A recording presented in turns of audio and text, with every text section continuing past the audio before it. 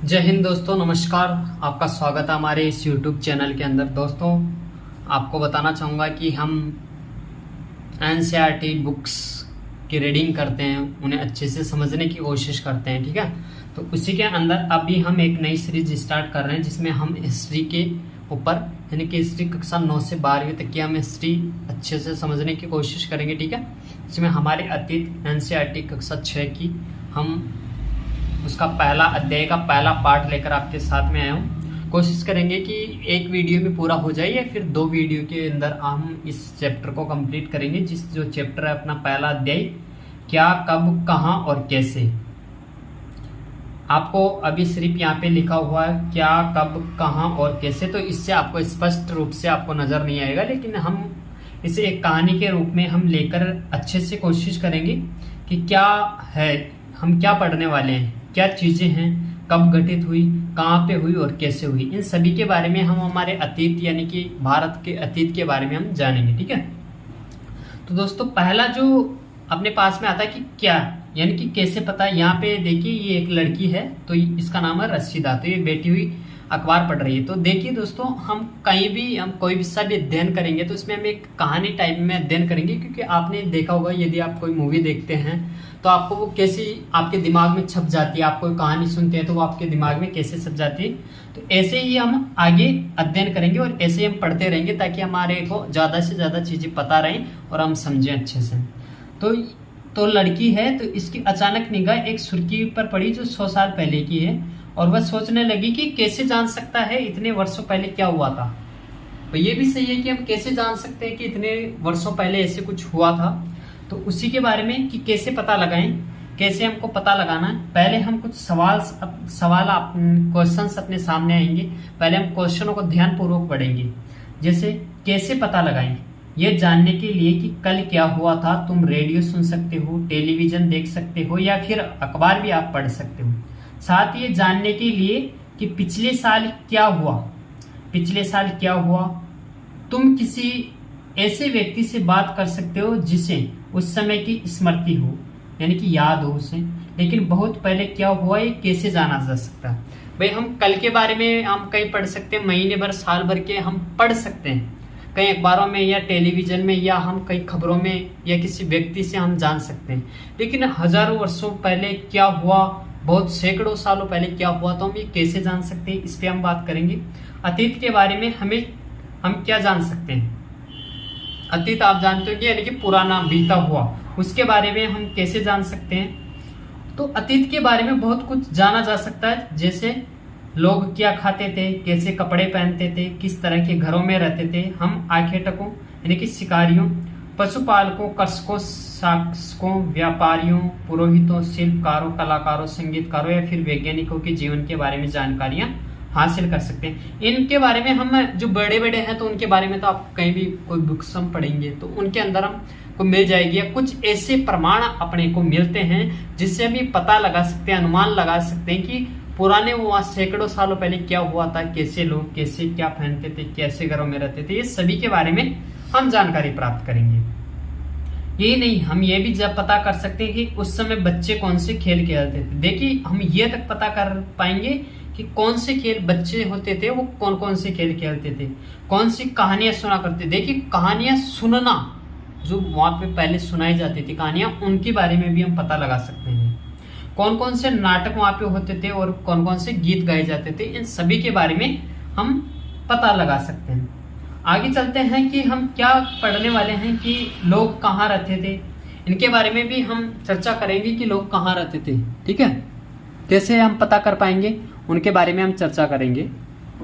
देखिए, मानचित्र अभी आपको एक पास्ट 2 पर आपको एक मानचित्र बताऊंगा, उसमें नर्मदा नदी को आपको पता करना हो। और कई सालों वर्ष पहले लोग, एक नर्मदा नदी है नर्मदा, तो उसके तट पर रहा करते थे, और यहाँ के जो लोग थे रहने वाले, वो आरंभिक वर्षों में कुछ कुशल संग्राहक थे यानी कि कुशल कार्य कुछ संग्रह करने के अंदर कुशल थे। आसपास के जंगलों की विशाल संपदा से परिचित थे। आसपास के जंगलों में कैसी प्रजातियां पाई जाती है, क्या क्या वहां पे रहते हैं, उन सभी के बारे में उन्हें जानकारियां रहती थी। अपने भोजन के लिए वे जड़ें, फूलों, जंगल के अन्य उत्पादों का यहीं से संग्रह किया करते थे। यानी कि जंगलों से ही उनको सारी चीजें मिल जाती थी। वे जानवरों का आखेटक भी करते थे, यानी कि जानवरों का शिकार भी करते थे। तो इन्हीं के बारे में हम आगे चर्चा करेंगे, कैसे वो आपको अभी हम बताएंगे।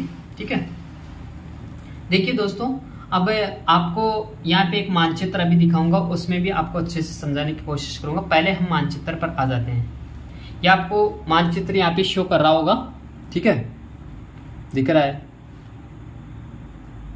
ये देखिए, अभी आपसे पूछा गया था नर्मदा नदी के बारे में। कौन सी नदी के बारे में?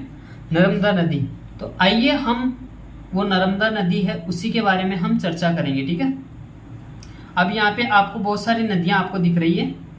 ठीक है, ये देखिए बहुत सारी नदियां हैं यहाँ पे। ये गंगा नदी का आपने नाम सुना होगा, यमुना नदी का आपने नाम सुना। ये गंगा नदी देखिए बंगाल की खाड़ी में जा रही है, और ये सिंधु नदी इधर से आ रही है, तो ये इधर अरब सागर में जा रही है। तो आपसे पूछा गया था नर्मदा नदी, तो नर्मदा नदी ये देखिए ये जा रही है, ये नर्मदा नदी है, और ये ताप्ती नदी इसके पास में, ये नर्मदा नदी। तो इसी प्रकार से हम बहुत सारी चीजें यहाँ पे पता करेंगे। क्या क्या हम पता करेंगे? तो अब आपको क्या करना, उत्तर पश्चिम की सुलेमान व कीर्तर पहाड़ियों का पता लगाना है। सुलेमान और कीर्तर ये पहाड़ियां आप इस जो मानचित्र है इसमें आप पता लगा पाएंगे। और कुछ ऐसे स्थान है जहां पर 8000 वर्ष पूर्व स्त्री पुरुषों ने सबसे पहले गेहूं और जौ जैसी फसलें का उपजाना आरंभ कर दिया था। देखिए, हम जो गेहूं और जौ खाते हैं वो 8000 वर्ष पूर्व में यहाँ पे जो लोग थे वो इन फसलों को उगाना शुरू कर दिया था, और तब वो खाना शुरू कर दिए थे। उन्होंने भेड़ बकरी गाय भैंस पशुओं, यानी कि ऐसे पशु थे, उन्हें पालतू पशुओं को पालतू बनाना शुरू कर दिया था, यानी कि पालना शुरू कर दिया था। भेड़ बकरी गाय भेड़, और वो क्या करते थे, पाल के उनसे दूध निकालते थे और आराम से पीते थे। ये गांव के में लोग रहते थे। और उत्तर पूर्व में गारो व मध्य भारत में विंध्य पहाड़ियों का पता लगाना है।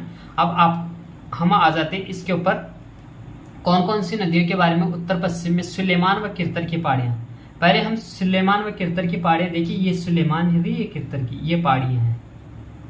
ठीक है, यानी कि पाकिस्तान में अभी पड़ता है, पाकिस्तान से थोड़ा ऊपर की तरफ पड़ता है। ठीक है, यहाँ पे मानचित्र सही से शो नहीं कर रहा है, लेकिन पूरा नहीं था, लेकिन इंडिया के अंदर जो है उनके बारे में हम जान सकते हैं। अब हम गारो व विंध्य की, गारो व विंध्य पहाड़ियां। अब देखिए विंध्य पहाड़ियां पर हम चलते हैं। ये विंध्य पहाड़ियां रही, ये जो नर्मदा नदी है ना, तो इसी के पास में यहाँ पे ये विंध्य पहाड़ियां रहती थी। तो ये चंबल नदी हुई, ये नर्मदा नदी हुई, और इनके बीच में विंध्याचल पर्वत का आपने नाम सुना होगा। ये मध्य प्रदेश में पड़ता है। ठीक है, जहां से चंबल नदी निकलती है। कहां से आपने नाम सुना होगा, जनापाओ की पहाड़ियां। ठीक है, तो ये चंबल नदी यहीं से निकल रही है, और ये आप भूगोल पढ़ेंगे तो इसमें आपको आसानी से समझ में आएगा। ठीक है, ये जो जनापाओ की पहाड़ियां, वहां से चंबल नदी अपनी निकल रही है। तो यहीं पे ये विंध्याचल पर्वत है, विंध्याचल की पहाड़ियां ही हैं वहां पे। ठीक है, तो वहीं से निकलती है। एक तो ये हो गई, एक गारो है उत्तर पूर्व में। उत्तर आपको पता कहाँ पे, ऊपर की तरफ, उत्तर इधर और पूर्व इधर, तो इसके बीच की तरफ गारो, यानी कि पूर्व इधर हुआ, उत्तर इधर हुआ, तो कहाँ हुई गारो? देखिए ये गारो पहाड़ियां, जहां से ब्रह्मपुत्र नदी वहां की तरफ से उसके पास से निकलती हुई जाती है। तो ऐसे कुछ क्षेत्र अपने को मिलते हैं जहां पर क्या हुआ था, कृषि का भी विकास हुआ था, जहां पर चावल उपजाया करते थे, और विंध्य के उत्तर में स्थित थे। जो विंध्याचल है उसके उत्तर में, यानी कि इसके ऊपर की ओर लोग चावल उगाना शुरू कर दिए थे उस दौर में, यानी कि 8000 वर्षों पूर्व भी। तो थोड़ा सा हम आपको इसको पूरा दिखा देता हूँ ताकि आपको थोड़ा आसानी से रहे। आप वीडियो पॉज करके आसानी से इससे समझ सकते हैं। ठीक है, क्योंकि अभी इतना पूरा तो मैं आपको दिखा नहीं पाऊंगा इसमें, फिर भी कोशिश करूंगा। ये देखिए यहाँ पर आपको महत्वपूर्ण मिल जाएगी, आप यहाँ से समझ सकते हैं कि कौन सी नदी कहाँ से गुजर रही है। ठीक है, आगे हम चलते हैं इसी अध्याय के अंदर, कहाँ पे कि सिंधु नदी, और इन्हीं के जो हम अभी पढ़ते जा रहे थे उसी के बारे में हम आगे पढ़ेंगे, यहाँ पे अध्ययन करेंगे। ठीक है, तो दोस्तों सिंधु नदी आपको अभी मैंने ऊपर की तरफ है, उसमें सहायक नदियां वहां पे है। सहायक नदी आपको सिंधु नदी की पता होगा, झेलम नदी हुई, चेनाब नदी हुई, रावी नदी हुई, सतलुज नदी, ये किसकी सहायक नदियां हैं? ये सभी सिंधु नदी की सहायक नदियां, याद रखिएगा, ये आपके लिए बहुत महत्वपूर्ण है। सहायक नदियां किससे कहते हैं, आपके प्रश्न आ सकता है। तो एक बड़ी नदी होती है तो उसकी छोटी छोटी नदियां आती है ना, उसे सहायक नदियां कहती है। यानी कि आप कहीं पे मान लीजिए कोई बड़ा व्यक्ति है, मान लीजिए आप कोई भी हो, आपका परिवार है, उसमें एक मुखिया है, उसे आप मेन मान लीजिए, और उसकी जो सहायता करते हैं कौन, उस परिवार के सदस्य या बाहरी भी कोई सदस्य उसकी सहायता करते हैं, वो कौन से होते हैं, सहायता करने वाले, तो उसे ही सहायक कहते हैं। ऐसे आप समझ सकते हैं सहायक नदियां, ठीक है। तो लगभग 4700 वर्ष पूर्व इन्हीं नदियों के किनारे कुछ आरंभिक नगर फले फूले थे। 4700 वर्ष पूर्व जो नदियां आपको यहाँ पे शो कर रही है, सिंधु नदी हुई, उसकी सहायक नदियां हुई, हुई, सतलज हुई, चेनाब हुई, झेलम हुई, व्यास हुई, तो इन सभी नदियों पर क्या होते थे, पहले आरंभिक में नगर बसा हुआ करते थे, यहाँ पे लोगों का निवास रहता था, यहाँ पे लोग रहते थे जैसे आज रहते हैं, ठीक है। तो गंगा व इसकी सहायक नदियों के किनारे तथा समुद्र तटवर्ती इलाकों में नगरों का विकास लगभग 2500 वर्ष पूर्व हुआ था। यानी कि अभी 2000 चल रहा है, तो 2000 से पहले की बात है, यानी कि 2000 साल अभी हो चुके हैं, तो 2000 तो ये आप कर दीजिए, 500 ईसा पूर्व, यानी कि 2500 वर्ष पूर्व की बात हो रही है, ठीक है। और जो आपको मानचित्र है, इसमें आप चीजें आप पता कर सकते हैं कि इसमें पाकिस्तान, भारत, बांग्लादेश, नेपाल, भूटान, श्रीलंका और अफगानिस्तान, ईरान, ये आ गया आपको ऊपर की, उत्तर की ओर, यानी कि पश्चिम, उत्तर पश्चिम की ओर, ठीक है, ऊपर की तरफ अफगानिस्तान वगैरह। ईरान आ गया, चीन आपका उत्तर में आ गया, म्यांमार आ गया, म्यांमार आपको पता है इधर आपके पूर्व के अंदर पड़ जाता है, तो इन सभी को आपको दर्शाता है, यहाँ पे इसके अंदर दर्शाता है।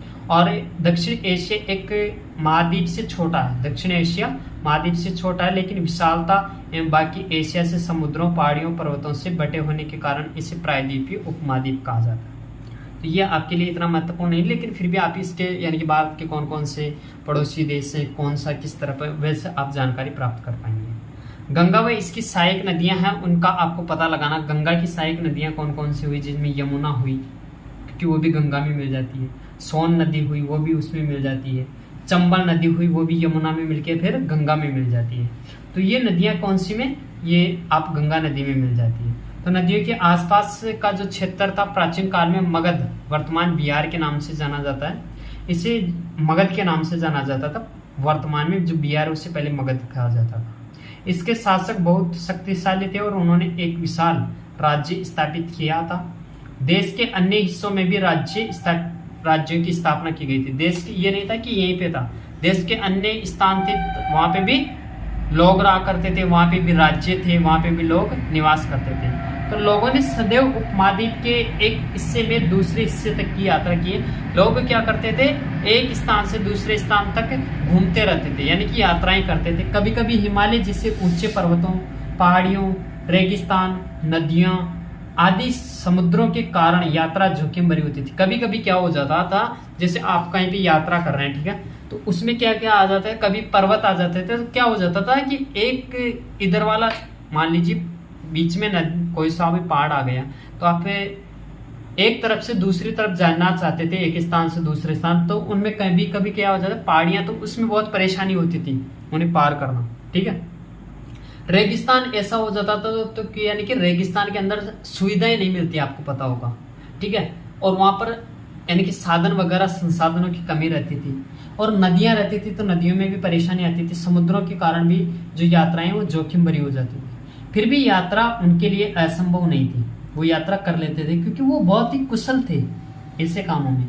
अतः कभी लोग काम की तलाश में, तो कभी प्राकृतिक आपदाओं के कारण एक स्थान से दूसरे स्थान पर जाए जाते थे, कभी यानी कि एक स्थान से दूसरे स्थान पर दो परिस्थितियों में जाते थे। फर्स्ट ऑफ ऑल, फर्स्ट तो ये था कि वो काम करने के लिए जाते थे, यानी कि कभी कभी काम नहीं मिल पाता था या उनके इलाके के अंदर काम नहीं होता था, तो वो अपनी पेट पूजा के लिए, अपने को रोजगार पाने के संबंध में वो दूसरी जगह जाया करते थे। या कभी कभी प्राकृतिक आपदाएं यानी खाने पीने के लिए वहां पे नहीं हो पाता था, बाढ़ जैसी भयानक आपदाएं आ जाती थी, तो उसके कारण भी वो दूसरी जगह पर जाया करते थे। कभी कभी सेनाएं दूसरे क्षेत्रों पर विजय हासिल करने के लिए जाती थी। इसके अतिरिक्त व्यापारी कभी काफिले में तो कभी जहाजों में अपने साथ मूल्यवान वस्तुएं लेकर एक स्थान से दूसरे स्थान पर जाते थे। यानी कि सेनाएं क्या करती थी कि वो विजय पाने के लिए पहाड़ियां, समुद्र, इस प्रकार रेगिस्तान, इस प्रकार के क्षेत्रों को पार करके फिर दूसरे स्थानों पर जाया करती थी। और इसके अतिरिक्त जो व्यापारी होते थे, उनके जो काफिले होते थे, ठीक है, वो क्या करते थे, अपने जो व्यापार का जो उनका धन था, जो उनकी मूल्यवान वस्तुएं थी उन्हें एक स्थान से दूसरे स्थान पर ले जाए जाते थे। और व्यापारी क्या करते थे, एक स्थान से दूसरे स्थान पर, एक स्थान से उठाए हैं वहां से कम दामों में खरीदे, दूसरी जगह जाके उसे अधिक दाम में बेच दिए जाते थे। और धार्मिक गुरु लोगों को शिक्षा सलाह देते हुए एक गांव से दूसरे स्थान, एक कस्बे से दूसरे कस्बे में जाया करते थे। यानी कि जो धार्मिक गुरु होते थे, जो गुरुजन होते थे, वो शिक्षा देने के लिए, लोगों को सलाह देने के लिए एक से दूसरे गांव के अंदर, एक कस्बे से दूसरे कस्बों में जाकर शिक्षा का प्रसार करते थे। कुछ लोग नए व रोचक स्थानों को खोजने की चाह में उत्सुकता वश भी यात्रा करते। देखिए यहाँ पे आपको बहुत सारे सैनिकों को यहाँ पे दर्शाया गया। उसके बाद में जो व्यापारी होते थे, व्यापारियों को बताया गया। उसके बाद में जो शिक्षा गुरु, धार्मिक गुरु रहते थे, उनको बताया गया। फिर कुछ लोग ऐसे होते थे जो चंचल रहते थे, यानी कि उद्यमी, आप उन्हें समझ सकते हैं। तो वो होते थे, उनको कुछ नए जानने की उन्हें उत्सुकता रहती थी, तो वही यात्रा करते थे। इस प्रकार से लोग एक स्थान से दूसरे स्थान पर जाते थे और विचारों को जानने का उनको अवसर मिलता था। आज भी आपको बताना चाहूंगा कि लोग यात्राएं करते हैं, आपने देखा होगा यात्राएं करते हैं, लेकिन आजकल यात्राएं कुछ अलग पॉइंट ऑफ व्यू से जाया करते हैं लोग, एक कुछ नया जानने की कोशिश में नहीं जाते हैं। ठीक है, ऐसा बहुत कम आपको देखने को मिलेगा कि लोग कुछ जानने के लिए वहां पे जाएं। वो अपनी बस मस्ती मौज मस्ती कर ली, हटा हो गया काम। एक बार फिर अपन मानचित्र 1 को देखेंगे तो उसमें आपको देखना है पहाड़ियां, पर्वत और समुद्र इस उपमहाद्वीप की प्राकृतिक सीमा का निर्माण करते हैं। हालांकि लोगों के लिए इन सीमाओं को पार करना आसान नहीं था। उन्होंने ऐसा चाहा, वे ऐसा कर सकते थे। वो पर्वतों की ऊंचाइयों को भी छू सकते थे, समुद्र की गहराइयों को पार कर सके थे। और उपमहाद्वीप के बाहर से कुछ भी लोग यहाँ आए और यहीं बस गए। यहाँ लोगों की क्या हुआ कि आवागमन से हमारी जो संस्कृति और समृद्ध परंपराएं थी वो और भी समृद्ध होती गई और उनको और भी समृद्धि मिलती गई। ठीक है, इन्हीं के बारे में हम आगे पढ़ लेते कि कई ऐसे लोग थे जो पत्थर तराशने के अंदर बहुत कुशल थे। आपने सुना होगा, जो पत्थर तराशते थे उनसे मूर्तियां, हथियार वगैरह तैयार करते थे। ठीक है, वो हुए। संगीत लोग गाते थे, संगीत रचते थे, यहाँ तक कि भोजन बनाने के नए नए तरीके उनको बारे में एक दूसरे विचारों को अपनाते थे। यानी कि अलग अलग विधियां, कई तरह के कलाकार, अद्भुत कला के धनी होते थे वो लोग। अब आते हैं देश के नाम पर। भाई जो देश है इंडिया, हम बात कर रहे हैं भारत की। ठीक है, तो उसके बारे में कि वो किसे पढ़ा, कहाँ से आया, क्योंकि ये तो महत्वपूर्ण, आप जिस देश में रह रहे हैं आपको ये पता नहीं है कि वो देश में आप रह रहे हो उसका नाम तो ये है, लेकिन ये नाम कैसे आ गया है यहाँ पे। तो देखिए, अपने देश के लिए प्राय इंडिया व भारत जैसे नामों का प्रयोग हम करते हैं। राइट, इंडिया शब्द इंडस से निकला है, जो कि संस्कृत में सिंधु कहा जाता है। सिंधु से आपको एक याद आ गई होगी, सिंधु नदी, और सिंधु नदी से फिर आपको एक और याद आएगा, सिंधु सभ्यता। ठीक है, तो अपने एटलस में ईरान और यूनान का पता आपको लगाना है। ठीक है, और 25 एटलस का मतलब होता है मानचित्र। लगभग 2500 वर्ष पूर्व उत्तर पश्चिम की ओर से आने वाले ईरानियों यूनानियों ने सिंधु को हिंदोस व इंदोस और इसकी नदी के पूर्व में स्थित भूमि प्रदेश को इंडिया कहा है। भारत नाम का प्रयोग, देखिए इंडिया का तो आपको पता लग गया कि कैसे उस भूमि को, जो ईरानी रहते थे, यूनानी रहते थे, वो सिंधु का जो क्षेत्र था उसे इंडिया का। ठीक है, लेकिन उसका उल्लेख तो ये हो गया, लेकिन जो भारत नाम, वो भरत नाम का प्रयोग उत्तर पश्चिम में रहने वाले लोगों के एक समूह के लिए किया जाता था। या ऐसे भी आपने सुना होगा कि एक भरत नाम का एक राजा हुआ करता था, उसके नाम पर पड़ा था। ऐसी कई सारी आपको अलग अलग, लेकिन आपको जो महत्वपूर्ण और आपके एग्जाम पॉइंट ऑफ व्यू के रिगार्डिंग आपके लिए जो महत्वपूर्ण वो यही है। और जो इस तरह का इस समूह का जो उल्लेख है वो कहाँ पे मिलता है, संस्कृत की आरंभिक लगभग 3500 वर्ष पुरानी करती है, आपको पता होगा ऋग्वेद। वेदों के बारे में आप जानते हैं, ऋग्वेद, यजुर्वेद, अथर्ववेद, सामवेद, तो उन्हीं में से ये ऋग्वेद है। बाद में इसका प्रयोग देश के लिए होने लगा था। जो भारत नाम पड़ा तो वही क्या इस देश के लिए प्रयोग होना शुरू हो गया। आगे चलते हैं, इसी के बारे में चर्चा करेंगे कि जो ताड़ के पत्थर होते थे उन पर जो पांडुलिपियां बनी रहती थी, उन पर हम छोटी सी बात करेंगे। कैसे, देखिए आपको एक चित्र अभी दिखाऊंगा, ठीक है। तो वो पांडुलिपि उसे कहा जाता था। पांडुलिपि क्या होता था कि लगभग 1000 वर्ष पूर्व लिखी गई थी और किताब बनाने के लिए ताड़ के पत्तों को काटकर उनके अलग अलग हिस्सों को एक साथ बांध दिया जाता था। ताड़ के जो पेड़ होते थे ना, तो उसके जो पत्ते होते हैं उनके ऊपर यदि आप कुछ लिखेंगे तो वो इतना अच्छा लिखा जाता था, ठीक है। और उन्हीं से वो पांडुलिपियां हम उनको कहते हैं। तो ऐसा क्या रहता था, एक बुर्ज पेड़ की छाल से बनी ऐसी एक पांडुलिपि को आप देख पाएंगे। तो कहाँ पे देख पाएंगे, आइए हम उस पांडुलिपि को देख पाएंगे। अतीत के बारे में हम कैसे जानेंगे, उसके बारे में हम चर्चा कर लेते हैं। अतीत के बारे में, किसके बारे में, अतीत के बारे में।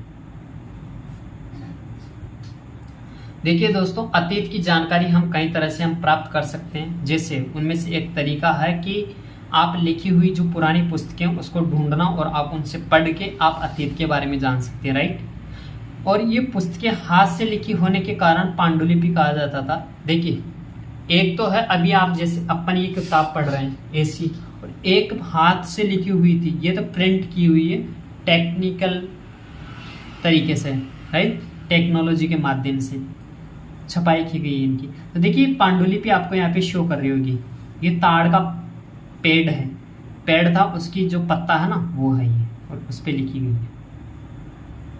तो ऐसी क्या होता था कि इसे ही पांडुलिपि कहा जाता था। ऐसी पुस्तकें हाथ से लिखी होने के कारण पांडुलिपि कही जाती है। ये आपके लिए आ सकता है, आपके लिए क्वेश्चन कि पांडुलिपि क्या होती है। पांडुलिपि पुस्तकें हाथ से लिखी होने के कारण, और पांडुलिपियां ताड़ के पत्थरों की यानी कि पत्तों की जो पत्ते होते थे उनसे बनाए जाते थे। अंग्रेजी में पांडुलिपि के लिए प्रयुक्त होने वाला मैन्युस्क्रिप्ट शब्द लैटिन शब्द मेन्यू शब्द जिसका अर्थ होता है हाथ से निकला, हाथ है से निकला। यानी कि देखिए पांडुलिपि का भी अर्थ कैसे निकला, मैन्युस्क्रिप्ट जो कि लैटिन शब्द है उसका अर्थ होता है मेन्यू शब्द जिसका अर्थ होता है हाथ है से निकला, यानी कि हाथ से लिखा हुआ।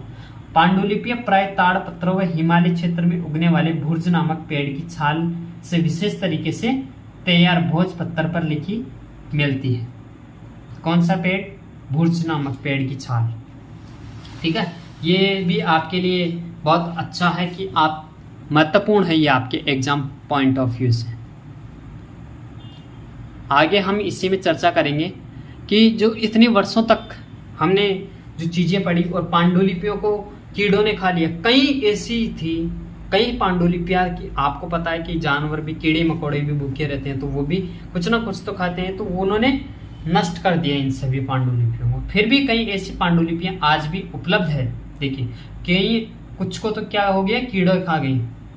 क्वेश्चन बन जाए पांडुलिपियां अभी क्यों नहीं मिलती है, तो ऐसा क्वेश्चन वैसे नहीं बनेगा, लेकिन कीड़े मकोड़े खा गए थे, ठीक है। प्राय ये पांडुलिपियां मंदिरों व विहारों में प्राप्त होती है। इन पुस्तकों में धार्मिक मान्यताओं व व्यवहारों, राजाओं के जीवन, औषधियों व विज्ञान आदि सभी प्रकार के विषयों की चर्चा मिलती है। यानी कि पांडुलिपियों का मतलब यानी कि अतीत के बारे में। अब अतीत कैसा भी हो, वो धार्मिक व्यवहारों मान्यताओं से हो, व्यवहार से हो, राजाओं के जीवन से हो, औषधियों से हो, विज्ञान आदि से सभी से संबंधित हो, ऐसा इन विषयों में उसकी चर्चा आपको मिलती है। इनके अतिरिक्त हमारे जो महाकाव्य हैं, कविताएं हैं, नाटक भी हैं, तो इनके बारे में भी आपको मिलता है। और इनमें से कई ऐसी पांडुलिपियां आपको मिल जाएंगी जिनमें जो संस्कृत में लिखी हुई है, जबकि अन्य प्राकृत व तमिल में। देखिए प्राकृत और तमिल में अधिक लिखी हुई है। प्राकृत भाषा का प्रयोग आम लोग पहले किया करते थे, आज है नहीं, लेकिन पहले प्राकृत भाषा का प्रयोग विशेष तौर से किया जाता था आम लोगों के द्वारा, ठीक है। हम अभिलेख का भी अध्ययन कर सकते हैं, जो अभिलेख आपको मिलता था ना उसका हम अध्ययन कर सकते थे, ठीक है। अब कि ऐसे लेख पत्थर अथवा धातु जैसी अपेक्षाकृत कठोर सतह पर उत्कीर्ण किए मिलते हैं। अब ऐसे तो आपको मिल जाएंगे, जैसे ये आपको दिख रहा होगा, तो ये पत्थर पर लिखा हुआ है। पत्थर पर आज भी आप कहीं पे देखे होंगे, जैसे आपके कोई बिल्डिंग बनती है ना, तो आपको पता होगा कि उसका जब उद्घाटन किया जाता है, ठीक है, यानी कि उसका शुभारंभ किया जाता, तो वहां पे आपको पता होगा जो शुभारंभ करने वाले मुख्य अतिथि आते हैं, ठीक है, और कब वो बनी, कितनी उसकी लागत हुई, तो वो वहां पे एक पत्थर पे आपको लिखी हुई मिलती है। ऐसे ही ये तो एक छोटी सी है, लेकिन पहले प्राचीन काल के अंदर पहले क्या हुआ था, बड़े बड़े पत्थरों पर बड़े बड़े अक्षरों में लिखी हुई होती थी। तो ये क्या होता था कि इस प्रकार से आपको वहां पे मिलता था, तो उससे जो शासक होते थे, कभी कभी शासक और अन्य लोगों के आदेशों को इस पर उत्कीर्ण करवाए जाते थे। जो आदेश दे देते हैं ना, तो उनको, यानी कि अब कितनों को बोले, कितने कागजों में दे, सब खराब, तो लो भाई पत्थर पर लिखवा दिया है, चलो अब ये मिटेगा भी नहीं और आपको दिखता रहेगा, ताकि लोग उन्हें देख सके, पढ़ सके और उनका पालन कर सके। कुछ अन्य प्रकार के अभिलेख, देखिए अभी पांडुलिपि तो क्या होती थी, ताड़ के पत्थरों से हो गई, और अब आते हैं अभिलेख। अभिलेख कौन से होते थे, जो पत्थरों पर होते थे, धातुओं पर होते थे, उन्हें अभिलेख कहा जाता है, जिनमें राजाओं और रानियों सहित अन्य स्त्री पुरुषों ने भी अपने कार्यों के विवरण उत्कीर्ण करवाए हैं। उदाहरण के लिए प्राय शासक लड़ाइयों में अर्जित विजयों का लेखा जोखा रखते हैं। देखिए जो लड़ाइयाँ होती थी ना, तो उनके बारे में विशेष तौर से इनके अंदर वो जो राजा महाराजा होते थे, वो यहाँ पे इस प्रकार के में अपनी जो विजय होती थी, अपने जो कर्तव्य, जो उनके काम होते थे, उन्हें वो उत्कीर्ण करवाते थे। और उससे क्या होता था, आगे तक जो पीछे आते थे लोग, उन्हें, या पीछे की जो पीढ़ियां रहती थी, उन्हें उनके बारे में पता चलता था। लेकिन लगभग 2250 वर्ष पुराना ये अभिलेख है, जो वर्तमान में अफगानिस्तान के कंधार से प्राप्त हुआ है। देखिए ये जो अभिलेख यहाँ पे आपको स्पष्ट नहीं दिख रहा होगा, क्योंकि ये बहुत पुराना अभिलेख है, 2250 वर्ष पुराना। तो ये जो भी अफगानिस्तान है, वहां से कंधार से प्राप्त हुआ है, और ये अभिलेख अशोक नामक शासक के आदेश पर उत्कीर्ण करवाया गया। अशोक को तो आप जानते होंगे, या नहीं जानते तो आगे हम पढ़ेंगे। इस शासक के विषय में हम अध्याय 8 में पढ़ेंगे। जो शासक कौन सा, अशोक, ध्यान रखिएगा, 8वें अध्याय में हम चर्चा करेंगे, इंतजार कीजिए। जब हम कुछ लिखते हैं तब हम किसी लिपि का प्रयोग करते हैं, और लिपियां अक्षरों व संकेतों से बनी होती हैं। जब कुछ हम बोलते हैं अथवा पढ़ते हैं तो हम एक भाषा का प्रयोग करते हैं। लिपि का प्रयोग कहाँ किया जाता है, लिखने में, संकेतों में, अक्षरों में, और बोलते हैं तो वो एक भाषा का प्रयोग किया जाता है। यह अभिलेख इस क्षेत्र में प्रयुक्त होने वाले यूनानी तथा अराइमेक नामक दो विभिन्न लिपियों एवं भाषाओं में, देखिए अभिलेख है वो कौन सी, एक तो यूनानी भाषा में और एक अरामेइक नामक दो भिन्न भाषा लिपियों में लिखा हुआ है। आइए आपसे एक सवाल जैसे आता है कि क्या तुम बता सकते हो कि कठोर सतह पर लेख लिखवाना के लाभ क्या हैं। आपको पता है लेख लिखवाने के, यानी कठोर सतह पे, एक तो बार बार किसी को नहीं कहना पड़ता है, और एक लंबे समय के लिए आदेश उत्तीर्ण हो जाता है, ठीक है, जानकारी मिल जाती है, क्योंकि ना तो इस पे जंग लगेगा, भाई जंग तो नहीं लगेगा, ना मिटेगा, पत्थर है, पत्थर कैसे खराब होगा, नहीं होगा, तो वही है। ऐसा करवाने में क्या क्या कठिनाइयां आती थी, यानी कि देखिए कठिनाइयां आती थी कि कुशल कारीगरों की जरूरत होती थी, तभी ये लिखवा पाएंगे। तो ये आप याद कर सकते हो, और भी आप मनन कर सकते हैं इनके बारे में। आगे चलते हैं। इसके अतिरिक्त कई ऐसी वस्तुएं अतीत में बनी और उनका प्रयोग में लाया गया जाती थी। जो ऐसी वस्तुओं का अध्ययन करने वाला व्यक्ति पुरातत्वविद कहलाता था। देखिए ऐसी वस्तुओं का जो अध्ययन करता था ना, जैसे पांडुलिपि हुई, अभिलेख हुए, इनको कौन पढ़ता था, तो उनको जो पढ़ता था ना, और ऐसी वस्तुओं जो अतीत में आए उनका प्रयोग हुआ, तो उन्हें क्या कहते थे, पुरातत्वविद। पुरातत्वविद पुरातत्वविद क्या करते थे, पत्थर और ईंट से बनी इमारतों के अवशेषों, चित्रों, मूर्तियों का अध्ययन करते थे। पुरातत्वविद इतने ज्ञानी होते थे कि वो जो इमारतों के अवशेष बन जाते थे ना, उनके बारे में, कहीं पे उनको चित्र दिख गया, कोई मूर्ति उनको दिख गई, तो वो उससे बहुत सारी कल्पनाएं कर लेते थे। कल्पना यानी कि उसके बारे में जान लेते थे और उनका अध्ययन वो कर पाते थे, इतना उनको ज्ञान होता था। वे औजारों, हथियारों, बर्तनों, आभूषणों, इस प्रकार के सिक्कों के प्राप्ति के लिए छानबीन व खुदाई भी करते थे। जो पुरातत्वविद होते थे वो बहुत ही कुशल होते थे और वो इस प्रकार की सभी जानकारियां वो प्राप्त करते थे। तो चलिए दोस्तों, आगे हम चर्चा कर रहे थे इसी के अंदर। जैसे आपको यहाँ पे छोटा सा एक मटका वगैरह आपको दिख रहा होगा, ठीक है,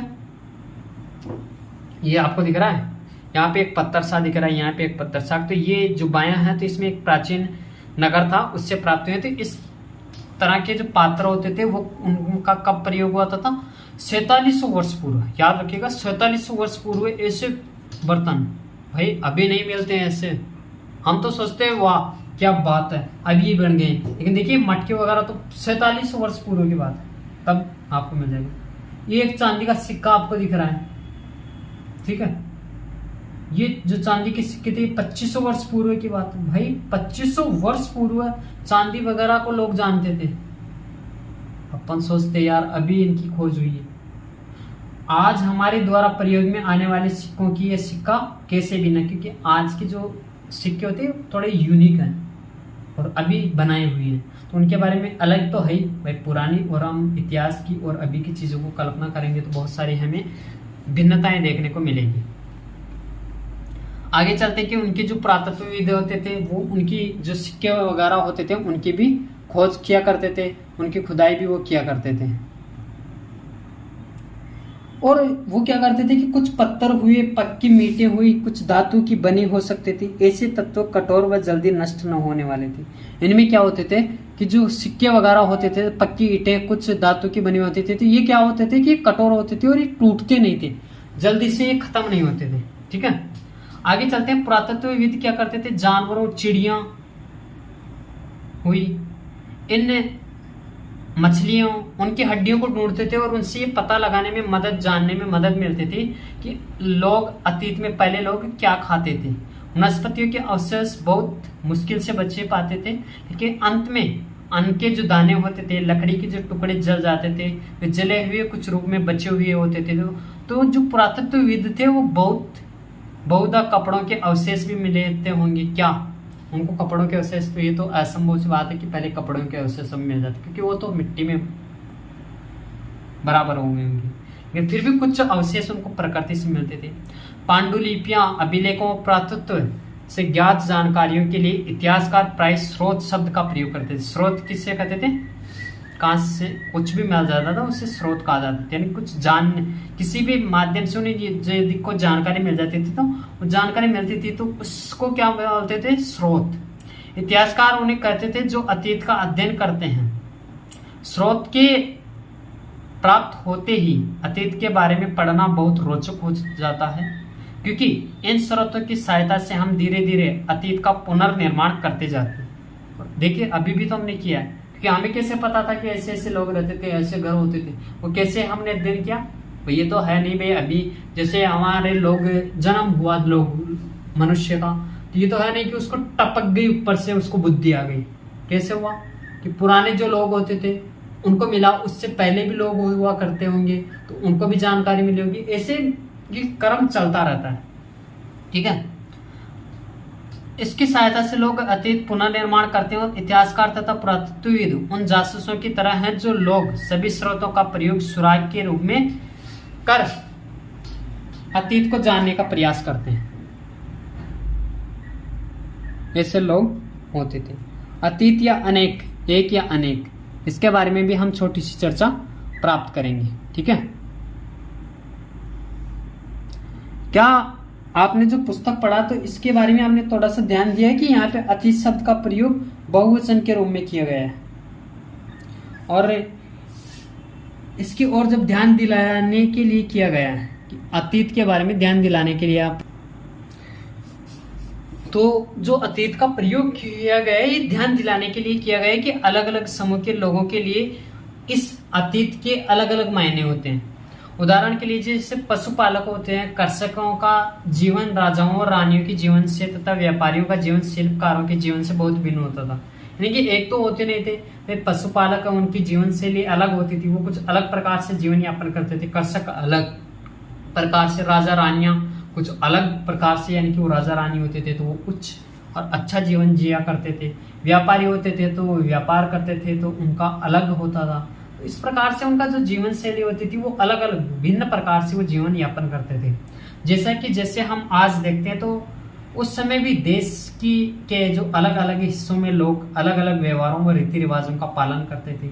उदाहरण के लिए जैसे आज अंडमान द्वीप है, उसके अधिकांश लोग अपना भोजन मछली पकड़कर करते हैं। जो अंडमान निकोबार आपने सुना होगा तो वो अंडमान द्वीप है ना, वहाँ पे क्या होता है, जो मछलियां पकड़कर लोग अपना जीवन यापन करते हैं। अधिकतर शिकार आज भी वहाँ पे करते हैं।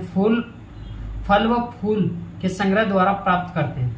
वो क्या, 3 महत्वपूर्ण अंडमान में मछली पकड़कर, शिकार करके और फल फूलों के संग्रह से वो आज भी उनका भोजन प्राप्त करते हैं। इसके विपरीत शहरों में रहने वाले लोग खाद्य आपूर्ति के लिए अन्य व्यक्तियों पर निर्भर रह करते हैं। जैसे शहर में लोग रहते हैं तो जो ग्रामीण क्षेत्रों के लोग, जो कृषक लोग होते हैं, राइट, यानी कि अन्नदाता जिसे आप बोल सकते हैं, तो उन पर निर्भर रहते हैं। और इस तरह के भेद में भी अतीत में भी विद्यमान थे। ऐसा नहीं है कि अभी ऐसा हुआ, अतीत के अंदर भी ऐसे लोग विद्यमान होते थे, लोग पहले भी ऐसे रहा करते थे। इसके अतिरिक्त एक अन्य तरह का भेद है। उसी जब समय था तो उसके अंदर शासक अपनी विजयों का लेखा जोखा रखते थे। यही कारण है कि हम उन शासकों तथा उनके द्वारा लड़ी हुई लड़ाइयों के बारे में हम काफी कुछ जानते हैं। जबकि शिकार, मछुआरे, संग्राह, कृषक व पशुपालक जैसे आम लोग अपने प्राय कार्यों का लेखा जोखा नहीं रखते थे। पुरातत्व की सहायता से हम अनेक जीवन को जानने में मदद मिली है। हालांकि अभी भी इनके बारे में बहुत कुछ जानना शेष है, क्योंकि आपने अभी जैसे आप कोई भी एग्जाम की देते हैं, राइट, एग्जाम का पेपर देते, तो उसमें आपको जो लोग उनके बारे में आपको इतिहास के से संबंधित अतीत से आपको जानकारी मिली है, तो आप उन्हीं का अध्ययन करते हैं। ये नहीं है कि आपको जो चीजें नहीं मिली है, तो अब यही है ना कि आपको जिनके बारे में कुछ जानकारी नहीं है, सबूत नहीं है आपके पास में राइट नाउ, कि जब सबूत नहीं है तो आप उनके बारे में जानेंगे नहीं, और जानेंगे नहीं तो आप भी उनके बारे में कुछ लिखेंगे नहीं। ठीक है, अब आगे चलते हैं कि इसके अतिरिक्त जैसे ये भेद रहते थे, तो लोग जो कृषक होते थे, मछुआरे हुए, शिकारी हुए, तो इनका काम रहता था, ये अपने काम में मस्त रहते थे, इनके पास में और काम नहीं रहता था। ठीक है, और ये अपना काम करते थे, तो इनका लेखा जोखा रखने का, और इतने पढ़े लिखे भी नहीं रहते थे, तो ये अपना काम में मस्त रहते थे और अपना लेखा जोखा नहीं रखते थे। तो जो तिथियां हैं उसके मतलब के बारे में हम जान लेते हैं कि जो तिथियों का आपने सुना होगा, तिथियां बहुत महत्वपूर्ण है आजकल, कि कभी भी विषय के बारे में तिथियों के विषय में पूछे तो उस दिन, तारीख, माह, वर्ष, जैसे कि 2000 हुआ, अभी 2022 2022 चल रहा है, तो उसके बारे में ऐसे वर्ष हम बताते हैं, राइट। तो वर्ष की एक गणना है वो ईसाई धर्म प्रवर्तक था। कौन? ईसाई धर्म प्रवर्तक। याद रखिएगा, क्वेश्चन बहुत महत्वपूर्ण है। ईसा मसीह के जन्म की तिथि पर पढ़िए। ईसाई धर्म प्रवर्तक ईसा मसीह के तिथि पर पढ़िए वर्ष की, यानी कि 2000 वर्ष कहने का तात्पर्य है कि ईसा मसीह के जन्म के 200 वर्ष बाद से। ईसा मसीह आपने सुना होगा ईसाई धर्म के, राइट, तो उनके जो जन्म हुआ था तो उसके बाद उसके जन्म दिवस को ही से शुरू हो माना जाता है, राइट। तो जो ईसा मसीह के जन्म के पूर्व की सभी तिथियों को ईसा पूर्व, यानी कि ईसा पूर्व का मतलब ईस्वी पूर्व, ईसा मसीह के जन्म से पूर्व है, ऐसा समझ सकते हैं। ठीक है, और यही है के रूप में जानी जाती है। और इस पुस्तक में हम 2000 को अपना आरंभिक बिंदु मानते हुए वर्तमान से पूर्व की तिथियों का उल्लेख करेंगे। इस अध्याय में हम क्या पढ़ेंगे कि जो वर्तमान आज से लेकर जो 2000 है उससे आरंभिक बिंदु मानकर इनकी हम चर्चा करेंगे और उन्हीं के बारे में हम अध्ययन करेंगे। ठीक है, चलिए हम इस पे भी बात कर लेते हैं। इतिहास की तिथियां क्या? अंग्रेजी में बीसी आपने अंग्रेजी के अंदर आप इंग्लिश में लिखेंगे तो आप वहां पे बीसी शब्द का प्रयोग करेंगे, और हिंदी में हम ईस्वी पूर्व का यूज करते हैं। ठीक है, तो इसका तात्पर्य क्या होता है? बिफोर। बीसी का मतलब क्या होता है? बिफोर क्राइस्ट, यानी कि बिफोर का मतलब पूर्व है, क्राइस्ट का मतलब ईसा, बिफोर पूर्व, ईसा, क्राइस्ट होता है। कभी कभी तुम तिथियों से पहले एडी हिंदी में ईस्वी लिखा पाते होंगे। बीसी तो हो गया बिफोर, ईसा पूर्व, ईसा जो मसीह है उसके जन्म से पूर्व की बात हुई, और उसके बाद में का जो भी है उसे एडी के नाम से लिख पाते हैं, या आप हिंदी में ईस्वी लिख सकते हैं, ई यानी कि ईसा। यह जो है इसे एनो डोमिनी नामक 2 लैटिन शब्दों से बना है। एनो डोमिनी, तो इसका तात्पर्य वो ईसा मसीह के जन्म के वर्ष से एडी, एनो डोमिनी। कभी कभी एडी की जगह सीई या बीसी की जगह बीसीई, यानी कि बीसीई का शब्द का प्रयोग होता था। सी अक्षर का प्रयोग कॉमन एरा व बीसीई का प्रयोग बिफोर कॉमन एरा के लिए होता है। और इन शब्दों का प्रयोग इसलिए करते हैं क्योंकि विश्व के अधिकांश देशों में अब इस कैलेंडर का प्रयोग सामान्य हो गया है, जो बीसवीं यानी कि कॉमन एरा और बिफोर कॉमन एरा के। इसके बारे में आप अच्छे से ध्यान रखिएगा। भारत में तीतियों को इस रूप में प्रयोग लगभग 200 वर्ष पूर्व आरंभ हुआ था। कभी कभी अंग्रेजी के बीपी अक्षरों का प्रयोग होता है जिसका तात्पर्य बिफोर प्रेजेंट से होता है, यानी कि वर्तमान से पहले। ठीक है, तो हम प्रश्न नंबर 3 पर भी आपको 2-1 तिथियां आपको दिखी होगी, उनका आपको पता लगाना है। और ऐसे भी आपको पता होना चाहिए कि क्या होता है इन तिथियों का मतलब। अब आपको छोटी सी यहाँ पे जानकारी और, जैसे हमने पढ़ा तो उनके बारे में हमने अभिलेखों की कठोर सतहों पर उत्कीर्ण करवाए गए थे, उनके बारे में हमने पढ़ा। तो जैसे कई अभिलेख है वो जो 100 वर्ष पूर्व लिखी गई थी, कई 100 वर्ष पूर्व, तो सभी अभिलेखों में लिपियां और भाषा का प्रयोग किया गया। लेकिन समय के साथ साथ अभिलेखों में जो प्रयुक्त जो भाषाएं की गई थी, लिपियों का प्रयोग हुआ तो उनका जो बदलाव हुआ वो बहुत बदलाव उनमें आ चुका था। विद्वान कैसे जान पाते थे क्या लिखा हुआ था? इसका अज्ञात लिपि का अर्थ निकालने की एक प्रक्रिया द्वारा होता था। जैसे अज्ञात लिपि को जानने के लिए एक प्रसिद्ध कहानी उत्तरी अफ्रीकी देश मिस्र से मिलती है। कौन सा याद रखिएगा, कौन से देश से? उत्तरी अफ्रीकी देश मिस्र से मिलती है। और लगभग 5000 वर्ष पूर्व यहाँ के राजा रानी होते थे। जैसे देखिए ये चौकोर सा डिब्बा दिखता था ना, तो इसका मतलब होता था पी, फिर आधा अर्धवर्त का तो टी, ये ऐसे कटोरा सा ऐसे होता था ओ, लॉइन वगैरह सा दिखता था तो एल मीन्स लॉइन, फिर ये एम ऐसा होता था, एक काट आपने दिखा होगा आई, फिर राइट, फिर ये एस ऐसे लिखा जाता था, एस ऐसा कहीं पे भी चित्र तो उसका मतलब एस हुआ। ऐसा त्रिभुज सा दिखता था तो उसे क्या बोलते थे के, फिर ये शेर सा हुआ तो एल लॉइन हो गया, राइट। ये दो अलग अलग हैं, ठीक है। ये देखिए एक कुआसा के आपको दिखता तो उससे ए कहा जाता था, ऐसे आर हुआ, ये ऐसे आप जान सकते हैं। ये प्राचीन काल की है, वैसे आपके लिए आएगी नहीं, लेकिन यदि आप कहीं भी एग्जाम दे रहे हैं और उसमें आप ऐसे चित्र वगैरह थोड़ा सा आप लिख देंगे ना, तो आपको बहुत एक अच्छा वहां से आपको पॉइंट ऑफ व्यू आपको देखने को मिलेगा, ठीक है। आगे हम छोटी सी बात इसी अध्याय के संबंध में हम कर लेते हैं, फिर हमारा चैप्टर भी पूर्ण होने वाला है। मिस्र के उत्तरी तट पर रोसेटा नामक एक कस्बा है। मिस्र के उत्तरी तट पर रोसेटा नामक एक कस्बा है। यहाँ के लोग यहाँ पर एक ऐसा उत्कीर्ण पत्थर मिला है जिस पर एक ही लेख 3 भिन्न भिन्न भाषाओं में या लिपियों में, यूनानी मिस्र लिपि में के 2 प्रकारों में है। कुछ विद्वान यूनानी भाषा पढ़ सकते थे। उन्होंने बताया कि यहाँ के राजाओं और रानियों के नाम एक छोटे से फ्रेम में दिखाए गए हैं। इसे कारतूस कहा जाता है। कारतूस, अभी आप भाई धमाका होने वाला तो नहीं है।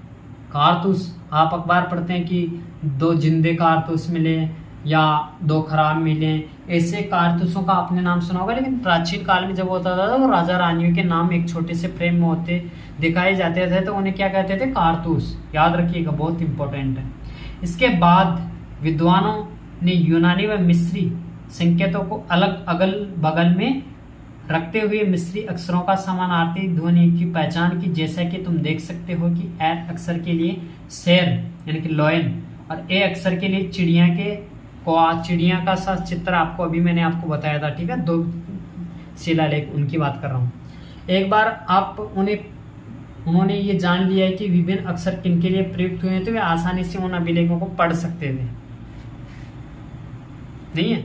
अब देखिए कुछ शब्द यहाँ पे प्रयुक्त हुए थे जिनमें यात्रा यानी कि एक स्थान से दूसरे लोग घूमते थे। पांडुलिपियां क्या, जो ताड़ के पत्थर वाले